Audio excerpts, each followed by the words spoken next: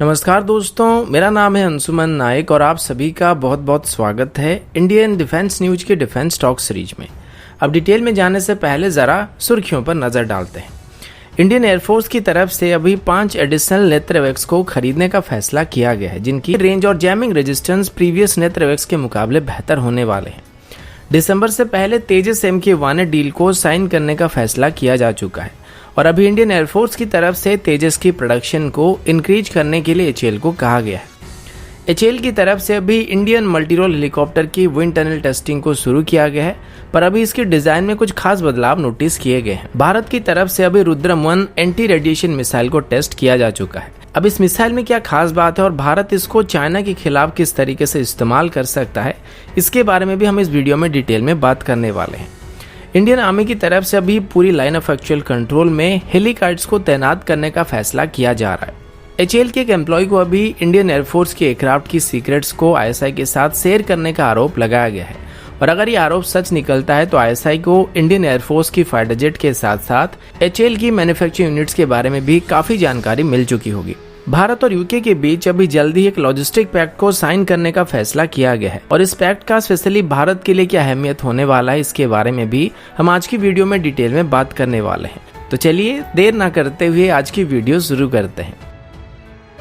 आज की पहली अपडेट इंडियन एयरफोर्स की तरफ से है। आप सभी को पता होगा कि भारत के पास अभी चाइना और पाकिस्तान के साथ एक 2 फ्रंट की सिचुएशन को फेस करने के लिए सफिशिएंट मात्रा में AWACS मौजूद नहीं है। पाकिस्तान के पास अभी 10 से 11 AWACS मौजूद है, जबकि भारत के पास कुल मिलाकर 5 AWACS मौजूद है। चाइना की बात करें तो चाइना के पास अभी 20 से ज्यादा AWACS मौजूद हैं। ऐसे में इंडियन एयरफोर्स को भी कुल मिलाकर 20 से 22 AWACS की जरूरत पड़ने वाली है और अभी इंडियन एयरफोर्स की तरफ से 2 एडिशनल फाल्कन AWACS को और 6 एडिशनल इंडियन मेड AWACS को खरीदने का प्लान भी किया गया है, लेकिन ये अभी इंडियन एयरफोर्स में शामिल होने में काफी सारा वक्त लगने वाला है। अभी इंडियन एयरफोर्स के चीफ ने अपने रिसेंट स्टेटमेंट में बताया था कि इंडियन एयरफोर्स अभी दरअसल एडिशनल नेत्रवैक्स को खरीदना चाहती है। पहले DRDO की तरफ से नेत्रवैक्स की वर्तमान की वेरिएंट के बदले इंडियन एयरफोर्स को इसकी मार्क 2 वेरिएंट को ऑफर करने का फैसला किया गया था, जो कि C-295 एयरक्राफ्ट के ऊपर बेस करके होने वाला था। लेकिन इंडियन एयरफोर्स का कहना है कि उनको अभी जो एडिशनल नेत्रवैक्स चाहिए वो पुरानी एम्ब्रेर की RJ-145 एयरक्राफ्ट के ऊपर बेस होना चाहिए। अब इसमें एक फायदा ये होने वाला है कि पहले से इनको एम्ब्रेर के एयरक्राफ्ट के साथ इंटीग्रेट किया जा चुका है, जिस वजह से इनकी प्रोडक्शन को दोबारा शुरू करने में कोई दिक्कत नहीं होने वाली है। जबकि अगर सेम नेत्र एयरक्राफ्ट की रडार को अभी C-295 एयरक्राफ्ट के ऊपर प्लेस किया जाता है तो इसके लिए थोड़ा वक्त लगेगा। पर एम्ब्रेर के साथ अभी थोड़ा सा प्रॉब्लम है, क्योंकि एम्ब्रेर के ऊपर अभी गवर्नमेंट की तरफ से कुछ पाबंदी लगा दी गई थी, जिस वजह से बस 3 ही नेत्रवैक्स को अभी तक बनाया गया है। पर अभी भी वो इनके स्पेयर पार्ट को हमको रेगुलर बेसिस पर सप्लाई कर रहे हैं और अभी तो HAL की तरफ से भी आगे चल के एम्ब्रेर को खरीदने का प्लान भी किया जा रहा है। अगर ऐसा होता है तो ये हमारे लिए काफी फायदेमंद होने वाला है। अभी इंडियन एयरफोर्स चाहती है कि सेम एम्ब्रेर की RJ-145 XR वेरिएंट की 5 एडिशनल नेत्रवैक्स को DRDO तैयार करके इनको इमरजेंसी बेसिस पर इंडियन एयरफोर्स को डिलीवर करे और बाकी जो एडिशनल 6 AWACS इंडक्ट होने वाले हैं वो A330 एयरक्राफ्ट के ऊपर बेस करके बनाए जाएंगे और इनको 2030 के आसपास ही इंडक्ट किया जाएगा। DRDO का कहना है कि वो अभी नेत्र AWACS की वर्तमान के रडार की रेंज को इंक्रीज करने के साथ साथ इसकी जैमिंग रेजिस्टेंस को भी बेहतर बना चुके हैं और अगर इंडियन एयरफोर्स अभी एडिशनल नेत्र AWACS को खरीदने के लिए ऑर्डर को प्लेस करता है तो ये वर्तमान के नेत्र AWACS के मुकाबले काफी बेहतर होने वाले हैं। साथ ही एम्ब्रेर की RJ-145 XR एयरक्राफ्ट की बात करें तो ये भी थोड़ा अभी बेहतर बन चुका है और इसकी फ्यूल कंजप्शन भी पहले के मुकाबले थोड़ा ऑप्टिमाइज किया जा चुका है, जो कि नेत्र AWACS को कम से कम 2000 नॉटिकल मील की रेंज दे सकता है। अब आगे बढ़ने से पहले वीडियो को लाइक कर दीजिएगा। साथ ही जो लोग पहली बार हमारे चैनल को देख रहे हैं या फिर अभी तक हमारे चैनल को सब्सक्राइब नहीं किए हैं, चैनल को सब्सक्राइब करना मत भूलिएगा। अगला अपडेट तेजस को लेके, जैसे कि रिसेंटली इंडियन एयरफोर्स के चीफ राकेश कुमार भदौरिया जी ने बताया था कि इंडियन एयरफोर्स को तेजस की कैपेबिलिटीज के ऊपर अभी पूरी तरीके से विश्वास है और जल्द ही वो तेजस MK1 डील को फाइनल करना चाहते हैं। हालांकि अभी ये कॉन्ट्रैक्ट दोनों ही तरफ से लगभग फाइनल हो चुकी है, लेकिन फॉर्मली इसका साइन होना बाकी है, जिसको दिसंबर से पहले फाइनल करने की उम्मीद किया जा रहा है। इंडियन एयरफोर्स का कहना है कि अभी सिर्फ इस डील को साइन करने से हमें कोई खास फायदा नहीं होने वाला है, क्योंकि हमारी स्क्वाड्रन स्ट्रेंथ अभी काफी तेजी से नीचे गिर रही है, जिस वजह से हमें जल्दी से नए फाइटर जेट को शामिल करने की जरूरत है। इसी वजह से HAL की तरफ से भी तेजस की प्रोडक्शन रेट इंक्रीज करने पर काफी ज्यादा जोर दिया जा रहा है और इसके लिए इसकी मेजर सब असेंबल पार्ट्स को प्राइवेट कंपनियों की मदद से बनाया जा रहा है और इसको आउटसोर्स करने का फैसला किया गया है और अभी तो इसके लिए प्राइवेट कॉन्ट्रैक्टर्स की मदद भी लिया जा रहा है। इसी दौरान इंडियन एयरफोर्स की तरफ से एचएएल को अपनी प्रोडक्शन रेट को कम से कम 20 तक इंक्रीज करने के लिए कहा गया, जो कि अभी लगभग 12 से 16 के बीच है। अगर अभी तेजस MK1 डील को दिसंबर में साइन कर दिया जाता है तो इनकी प्रोडक्शन 2023 तक शुरू हो जाएगी और 2028 तक इनकी डिलीवरी इंडियन एयरफोर्स को कंप्लीट कर दिया जाएगा। इसके लिए अभी एचएएल की तरफ से 100 से ज्यादा जनरल इलेक्ट्रिक्स की 404 इंजन को खरीदने के लिए भी डिस्कशन किया जा रहा है, जो कि शायद 2021 की शुरुआत में साइन किया जाएगा। वहीं पर पहले से ही भारत की तरफ से एल्टा 2052 रडार के लिए भी ऑर्डर को प्लेस किया जा चुका है, जो कि तेजस MK1 में इंटीग्रेट किए जाएंगे। अगला update Indian multi role helicopter को लेके है। इस हेलीकॉप्टर को एचएएल की तरफ से काफी वाइड वैरायटी के मिशन को करने के लिए डिजाइन किया जा रहा है, लेकिन इस पर इतना ज्यादा फोकस नहीं किया जा रहा था। पर अभी जैसे ही आत्मनिर्भर भारत प्रोग्राम को सबसे ज्यादा प्रायोरिटी देना शुरू किया गया, वैसे ये प्रोजेक्ट अभी पेस पकड़ना शुरू कर चुकी है। इसको आगे चल के हमारे MI-17 हेलीकॉप्टर या फिर सी किंग जैसे हेलीकॉप्टर्स को रिप्लेस करने के लिए इस्तेमाल किया जा सकता है। और हाल ही में ही गवर्नमेंट के पास एचएएल की तरफ से इसकी प्रिलिमिनरी प्रोजेक्ट रिपोर्ट को भी सबमिट किया गया था। अभी इसकी विंड टनल टेस्टिंग को किया जा रहा है, पर हाल ही में ही पब्लिश किए गए इसकी विंड टनल मॉडल में कुछ खास चेंजेस देखने को मिली है।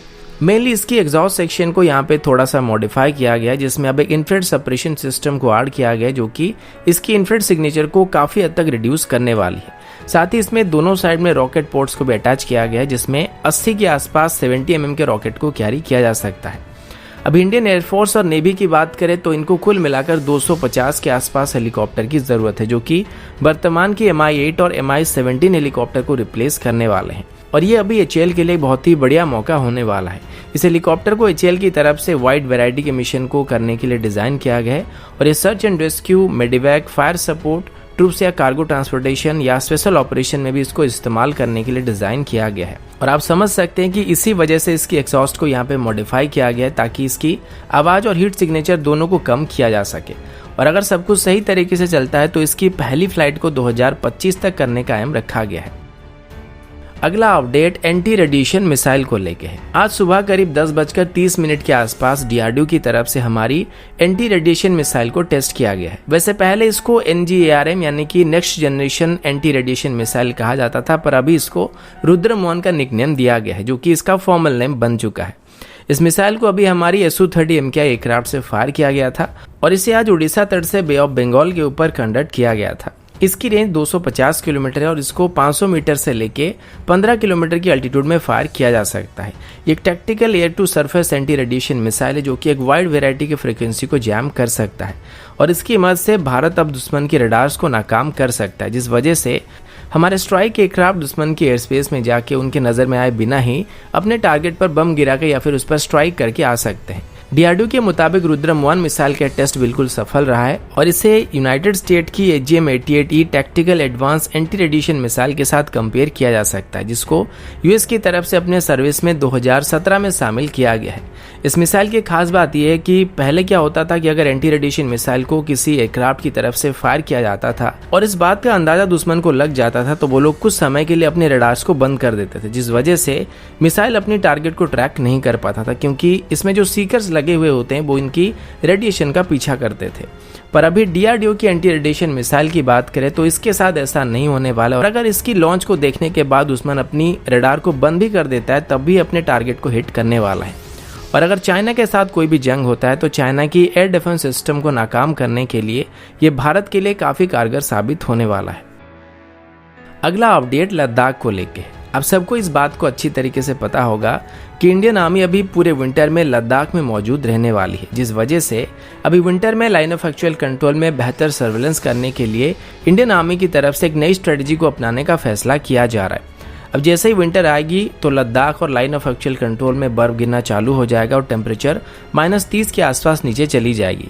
ऐसे में फॉरवर्ड एरिया में हमारी मूवमेंट काफ़ी हद तक लिमिटेड होने वाली है, जिस वजह से लाइन ऑफ एक्चुअल कंट्रोल में जो गैप वाले एरिया मौजूद हैं वहाँ पर निगरानी करने में हमको बहुत ज़्यादा दिक्कत हो सकती है। अब ऐसे में हम चाइना पर ये भरोसा नहीं कर सकते कि वो इस मौके का फ़ायदा उठा के वहाँ पर घुसपैठ नहीं करेगा।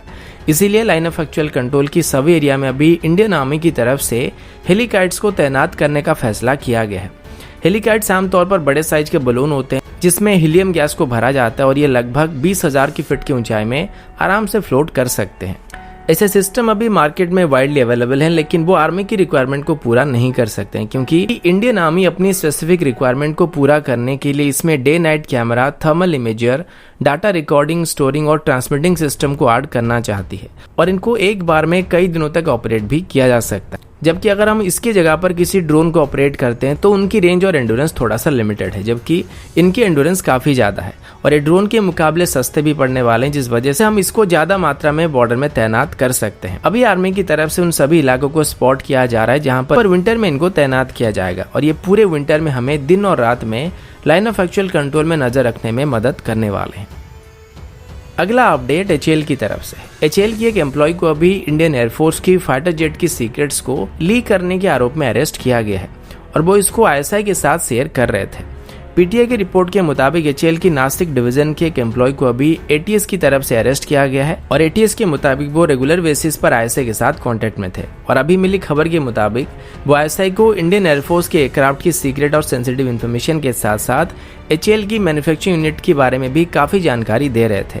एचएएल की नासिक डिवीजन की बात करें तो इसको 1964 में एस्टेब्लिश किया गया था, और यहाँ पर MiG-21FL, MiG-21 बाइसन, MiG-27 और हाल ही में Su-30 MKI को मैन्युफैक्चर किया जा रहा था। और अभी इसी के साथ एचएएल के अक्यूज्ड एम्प्लॉय नासिक डिवीजन के कुछ प्रोहिबिटेड एरिया की डिटेल भी शेयर करने की बात सामने आई है। अभी उनको एटीएस की तरफ से 10 दिन के लिए अपने कस्टडी में रखा जाएगा, और उनके पास से बरामद किए गए मोबाइल्स को या सिम कार्ड को फॉरेंसिक जांच के लिए भेजा गया है। अब आगे की डिटेल जांच रिपोर्ट आने पर ही पता लगेगी, लेकिन मेरा एक सवाल ये है कि ऐसी क्या मजबूरी होती है कि अपने देश के साथ गद्दारी करने से भी लोग नहीं कतराते हैं, और स्पेशली जब किसी वेल एस्टेब्लिश्ड गवर्नमेंट इंस्टीट्यूशन की एम्प्लॉय ये सब करते हैं तो इससे एक बात साफ होता है कि वो मजबूरी में ये सब नहीं कर रहे हैं, क्योंकि अपना गुजारा करने के लिए उनको ठीक ठाक तनख्वाह मिलती होगी। यहाँ पर मेरे हिसाब से 2 पॉसिबल ऑप्शन हो सकते हैं। एक तो ज्यादा पैसे की लालच में वो ये सब कर रहे होंगे और आईएसआई की तरफ से उनको फंडिंग किया जा रहा होगा, या फिर उनको हनी ट्रैप किया गया होगा। लेकिन यहाँ पर हनी ट्रैप वाला पॉसिबिलिटी थोड़ा सा कम है, क्योंकि